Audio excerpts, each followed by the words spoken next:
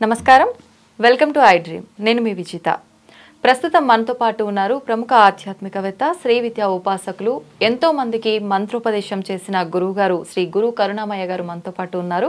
ఇప్పుడు గురుగారితో మాట్లాడి మన సందేహాలన్నింటినీ నివృత్తి చేసుకుందాం. నమస్కారం గురుగారు. శ్రీమాత్రే నమః. గురుగారు, వితంతువులు ఈ మధ్యకాలంలో చాలామంది బొట్టు అంటే హస్బెండ్ చనిపోయిన తర్వాత బొట్టు, గాజులు ఇవన్నీ తీసివేయట్లేదు. కానీ వింటూ ఉంటాం మన సనాతన ధర్మం నుంచి కూడా హస్బెండ్ చనిపోయిన వారు ఖచ్చితంగా బొట్టు ఇవన్నీ వదిలేయాలి, తీసేయాలి అని చెప్పి. నిజంగా అలా తీసేయాలా గురువుగారు? వాళ్ళు అసలు బొట్టు పెట్టుకోవద్దా? తప్పంటారా అది? ఇది కల్చర్ వేరు, ధర్మం వేరు, శాస్త్రం వేరు, ఇవన్నీ వేరు వేరు. మనం అన్నింటినీ కలిపేస్తున్నాం. ఒక్కొక్క ప్రాంతంలో ఒక్కొక్క ఆచారం ఉంటుంది. ఓకే. ఇప్పుడు మా కర్ణాటక వచ్చారనుకోండి, వాళ్ళు ఏమీ తీయరు. బ్రాహ్మిన్స్ అయినా సరే చాలామంది మామూలుగా బొట్టు పెట్టుకుంటారు, మంగళసూత్రం కూడా తీయరు.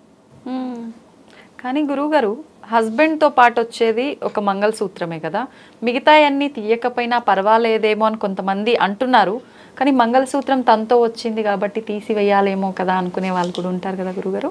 మంగళసూత్రం తీసేసినంత మాత్రాన్నే హస్బెండ్ గురించిన ఆలోచనలు పోతాయా? అప్పుడు ఆలోచనలు తీసేయమని సాధ్యం కాదు. హస్బెండ్ వచ్చాడు కాబట్టి ఆలోచనలు వచ్చాయి. ఆలోచనలు చిహ్నంగా బొట్టు వచ్చింది, ఇది వచ్చింది, ఇది వచ్చింది. నిజంగా చెప్పాలంటే మీరు ఒక ఆంగ్ల సినిమా ఉంది, పంచభూతాల మీద తీసింది ఒక lady director, fire, water, earth అని. మీరు చూసారు కదా.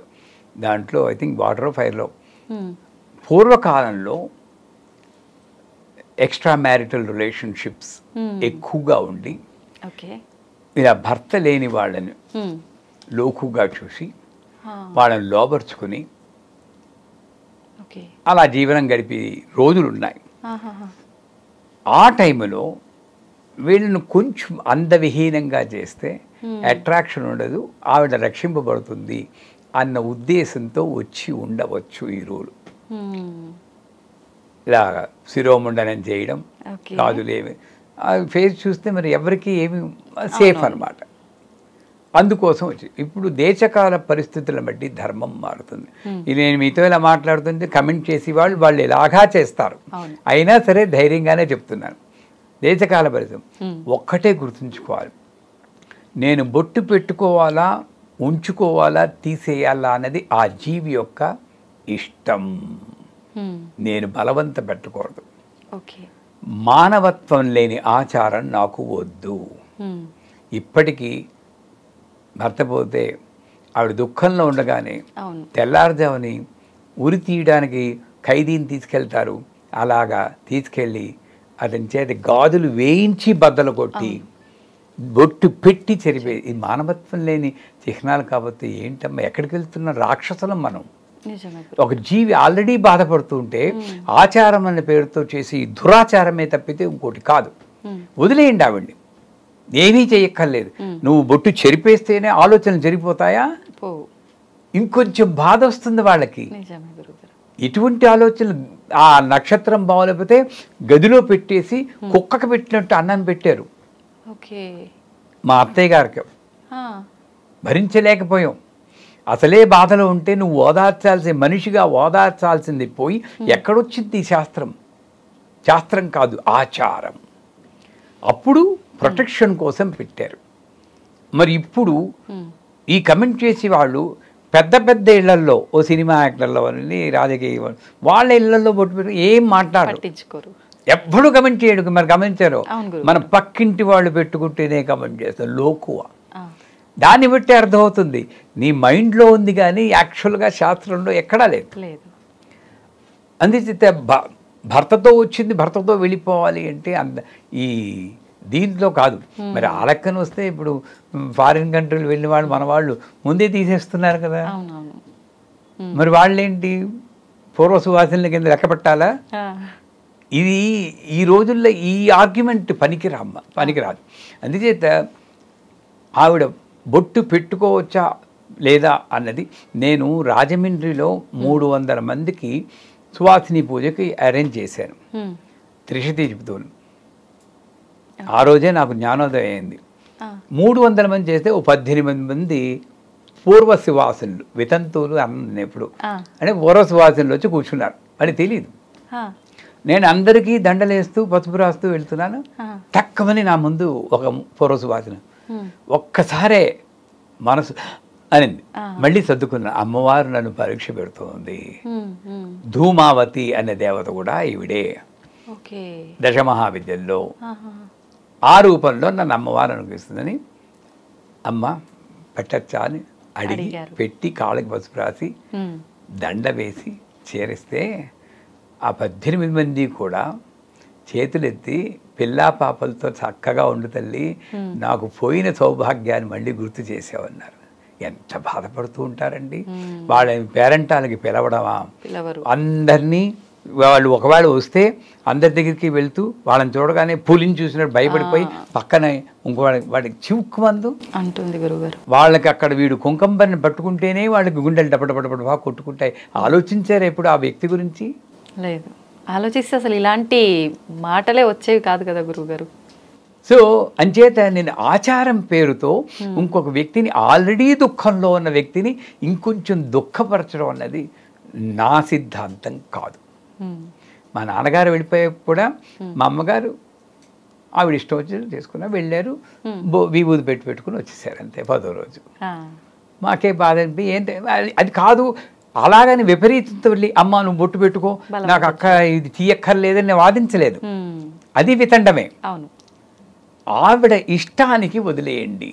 మీరెవరు ఆవిడ అలంకారం చెరపడానికి కానీ ఇది తీసేయడానికి కానీ? ఆవిడ భర్త గుర్తుతో నేను ఉంచుకోవాలి అని అనుకుంటే, అందుకే మా గురువు గారు బ్రహ్మాండంగా చెప్పారు, ఈ భర్త పోయిన వాళ్ళు ఎదురొచ్చినా సరే, వాళ్ళ ముఖం చూసినా సరే అశుభం అని వాళ్ళు బోల్డ్ మంది ఉన్నారు.